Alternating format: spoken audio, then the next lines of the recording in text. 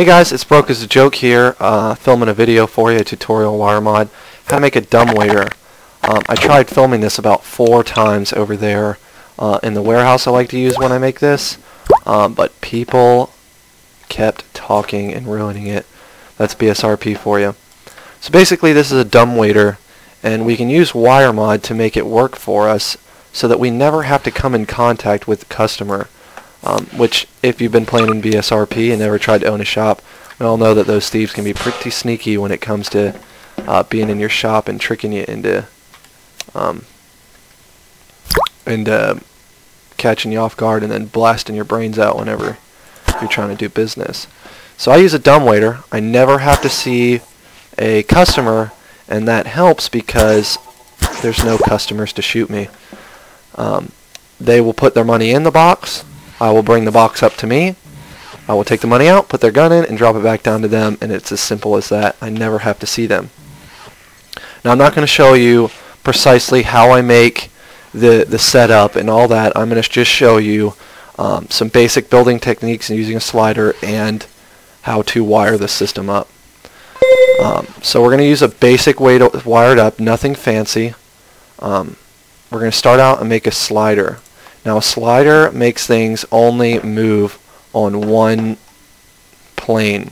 So in other words, if I connect this very corner to that very corner, the bottom box or the top box where you unfreeze, it will only move exactly up and down. If this is exactly below it and the top one is exactly above it, and then I make a slider, they will only move exactly up and down. If I were to do it diagonally, if I were to connect a slider from here to here, the bottom box would only slide at that angle. And the reason that I use my easy precision to make this is that if I even do the tiniest little bit off going from the top to the bottom, then by the time it gets to the top, it's going to be like offset. And the longer you make this that little elevator thing, the more pronounced that offsetness is going to be. That's not a word, but we'll go with it. So I'm going to use my snapping easy, using my use key, and I'm going to use the slider mode here at number 8 at the bottom. I'm going to click the bottom and then the top, and I have a slider now. Now if you see, I can't, no matter which way I move my fizz gun, that thing will only move straight up and down. That's it. I won't do anything else. And then I can no collide them. Now the bottom one will move freely through the top one. Now I must have moved it before I did it. You see how perfectly lined up they are here at the bottom? This is a perfect example. Look how crooked it looks by the time it gets to the top. They're not even lined up. It was just a little bit offset. I must not have used my easy precision properly. So they're not lined up. It looked perfectly lined up down there at the bottom, but just that little teeny bit for the slider will make it be thrown off quite a bit. But it'll work for the sake of the video. Secondly, we're going to make a plate at the top. This is what your what's it called? This is where your winch is going to connect. You got to have basically the top of the elevator shaft, and the reason I don't just put it right here is, for one, the thing needs to come up over out of the tube so you can get the stuff out of it, and secondly, the box weighs so much that if I were to just put it exactly one box height higher, it would never come all the way up. So you got to put it just a little bit higher so that the winch, because it'll stretch the rope out on the winch, so you got to put it a little bit higher so that it'll pick it up all the way. Lastly, we're going to make a winch. It's under physics and wire, and it's called a winch. And just for a visual representation, I'll go ahead and put number 1 on here. I usually don't. I just don't like the way ropes look in Wiremod. I think they make it look unprofessional.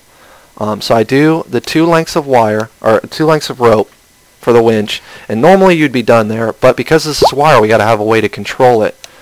So then we're going to spawn our control, which is just the 3rd click. Now as soon as I spawn it, it's already going to tell me that winch is exactly 264.28952 blah blah blah units long. I don't know however they wire measures units. So I can say I can spawn a button, and I already have some values in here because I did it earlier. I can spawn a button that has 2 outputs. 10 and 150. And let me explain to you why it's 10 and 150. Actually, I'll do 10 and, what is this, 264, just to make it simple for you. So the wire winch has 3 inputs, an in, an out, and a length. The in you can hook to a button to make the wire winch bring in itself in order to like reel itself in, make it shorter. You can have a button go to out, which is make it longer, which is fine. You can do that. You can have 2 buttons. You have one above the other, and like push one, it go up, push the other, go down. I prefer a length. It's much easier because you are directly telling it how long you want that winch to be. So we know it's 264 right now. We know from the top to the bottom is 264. So right now our button's set at 264, and I'll unfreeze that. And the other input is 10. So when I hit the button, it's going to output the number 10, and this winch is going to say my length should be 10 because we told it exactly what its length is going to be. So I push it, length goes to 10. Look at it, way up there. Now remember I told you it's kind of heavy and it'll weigh it down. That's why it's not quite, it's probably like 15 units between there and there. And then what I usually do from there is I kind of dial it in using my button. 10, it was a little high, so let's try 25 and see if it brings it down right flush with that, with the tube. Oh, no. There we go. No, that's still too high. Let's try 7.